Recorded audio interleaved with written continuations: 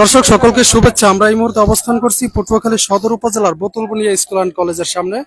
আপনাদেরকে জানিয়ে রাখতে চাই বেশ কয়েকদিন আগে আসলে বোতলবুনিয়া স্কুল অ্যান্ড কলেজের দশম শ্রেণীর একজন শিক্ষার্থী, যার নাম হচ্ছে সাইফুল। সাইফুল আসলে ঢাকায় তার শ্বশুর বাড়িতে মৃত্যুবরণ করেন এবং তার লাশ উদ্ধার করে পুলিশ।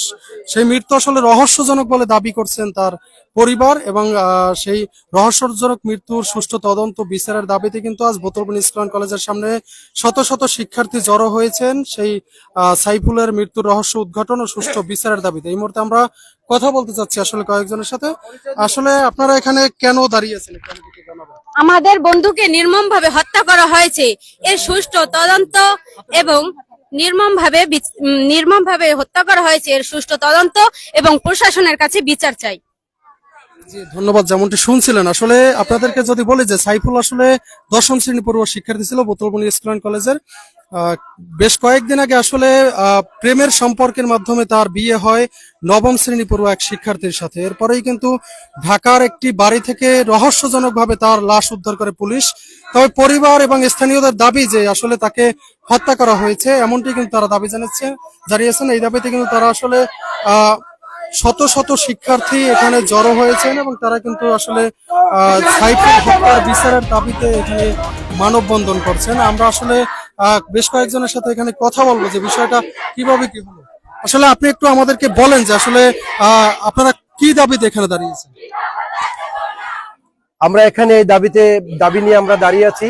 আমাদের বোতলবুনিয়া স্কুল অ্যান্ড কলেজের দশম শ্রেণীতে পড়ুয়া ছাত্র মোহাম্মদ সাইফুল ইসলাম, তিনি শোনা যাচ্ছে যে কিছুদিন পূর্বে তিনি এটি বিবাহ বন্ধনে আবদ্ধ হয়েছে। আবদ্ধ হওয়ার পরে তিনি তার শ্বশুর বাড়ি ঢাকাতে যান। ঢাকাতে গিয়ে যেদিন যায় সেদিন রাত্রি আমরা শুনি তার মৃত্যুর রহস্য এখন পর্যন্ত উদ্ঘাটন করা হয়নি। সেদিন রাত্রি সে মারা যায়। মারা যাওয়ার পরও এখন পর্যন্ত তার মৃত্যুর কোনো রহস্য উদ্ঘাটন করা যায়নি। তা আমরা প্রশাসনের কাছে সঠিক তদন্ত সাপেক্ষে এই বিচার চাই। এই বিচারের দাবিতে আজকের এই বোতলবুনিয়া স্কুল অ্যান্ড কলেজের পক্ষ থেকে আজকে আমাদের এই মানববন্ধনে আমরা মাননীয় প্রধান উপদেষ্টা জনাব আমাদের ডক্টর মোহাম্মদ ইউনূস সাহেব এবং আইন উপদেষ্টা এবং স্বরাষ্ট্র উপদেষ্টা, পটুয়াখালী জেলার ডেপুটি কমিশনার এবং সুপারিনটেন্ডেন্ট অফ পুলিশ, বিশেষ করে আমাদের পটুয়াখালী 1 আসন থেকে যিনি নির্বাচিত হয়েছিলেন বিগত দিনে স্বরাষ্ট্র মন্ত্রণালয়ের দায়িত্বে জনাব আলতাফ হোসেন চৌধুরী সাহেব, তাকে আমরা অবহিত করছি যে আপনার এলাকায়, আমাদের এলাকায় এ ধরনের একটা নির্মম অপমৃত্যু হয়েছে।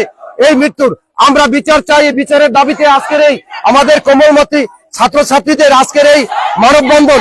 এই মানববন্ধনের আলোকে আমরা সকলে আপনাদের কাছে বিচার চাই। প্রশাসন নীরব থাকলে চলবে না। আমরা চাই সুষ্ঠু তদন্ত সাপেক্ষে এই বিচার। এই বলে আমি আমার বক্তব্য শেষ করছি। আল্লাহ হাফেজ। ধন্যবাদ আপনাকে। যেমনটি শুনছেন আসলে এখানে কিন্তু এখানে যারা আসলে স্থানীয়রা রয়েছে তারা কিন্তু আসলে ধাপে ধাপে মিছিল করে কিন্তু এই মৃত্যুর প্রতিবাদ জানাচ্ছেন এবং কিন্তু তারা আসলে বিচারের দাবি করছেন। এখানে দেখতে পাচ্ছেন যে আসলে কোমলমতি স্কুলের শিক্ষার্থীরা তারা কিন্তু এখানে সেই রৌদ্র উপেক্ষা করে আসলে দাঁড়িয়েছেন। তারা আসলে এই যে সাইফুলের যে অকাল প্রয়াণ, এই অকাল প্রয়াণের কিন্তু সুষ্ঠু তদন্ত চাচ্ছেন এবং কিন্তু তারা আসলে বিচারের দাবি করছেন। এই মুহূর্তে কথা বলছি আসলে পটুয়াখালী জজ কোর্টের স্বনামধন্য আইনজীবী জনাব জাকির হোসেন মাতবরের সাথে। আসলে কেন আপনারা এই উত্তপ্ত রোদের মধ্যে এখানে দাঁড়িয়েছেন, কি দাবিতে? আসসালামু আলাইকুম। আমাদের এই বোতলবুনিয়া কলেজিয়েট স্কুলের দশম শ্রেণীর ছাত্র, কি নাম কি সাইফুল, দশম শ্রেণীর ছাত্র সাইফুল ইসলামকে অন্যায়ভাবে মারা হয়েছে। তাকে এটা একটা পরিকল্পিত হত্যাকাণ্ড। এই পরিকল্পিত হত্যাকাণ্ডের বিরুদ্ধে আমরা বিচার চাই। আজকে এই বোতলবুনিয়া কলেজিয়েট স্কুলের সকল শ্রেণীর ছাত্রছাত্রী সহ এলাকার জনগণ আমরা এর সুষ্ঠু বিচার চাই। এর জন্য সমস্ত ছাত্ররা, গার্ডিয়ান সহ আমরা এই মানববন্ধনে একত্র হয়েছি। আমরা সরকারের কাছে জোর দাবি জানাচ্ছি। ধন্যবাদ। যেমনটি শুনছিলেন আসলে তারা জানাচ্ছিলেন। এই মুহূর্তে যে সাইফুলের মায়ের সাথে কথা বলতেছে, আসলে আপনার হত্যাকাণ্ড কেন মনে হয়, আপনার ছেলেকে হত্যা করা হয়েছে এমনটি মনে হচ্ছে কেন? শনিবার 7টা কালে আমার মায় কথা বলছে, আমার সন্তানের 7টা কালে কথা বলছে, মা আমি কালার দ্বারে যাই।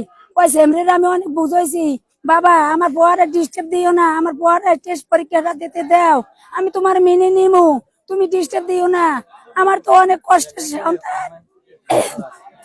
কি কইছে কয়দিনে আইতে আমি শুনি আমার সন্তান নাই কয় আত্মহত্যা করছে আমার সন্তানের সব শরীরে মারছে বেল দিয়া আমার বাবা আমি কইছে না বাবা কইছে আমি কইতে পারি নাই আমার বাবা কি কই গেছে আমি কইতে না আমি চাই গরিবের সন্তান আমার সন্তানের যদি বিচার না ভাই আর দিনে তো হইবে মা কেমনে সহ্য হয়ে দেয় আমার মা আমার বাবা আমার যাইবুল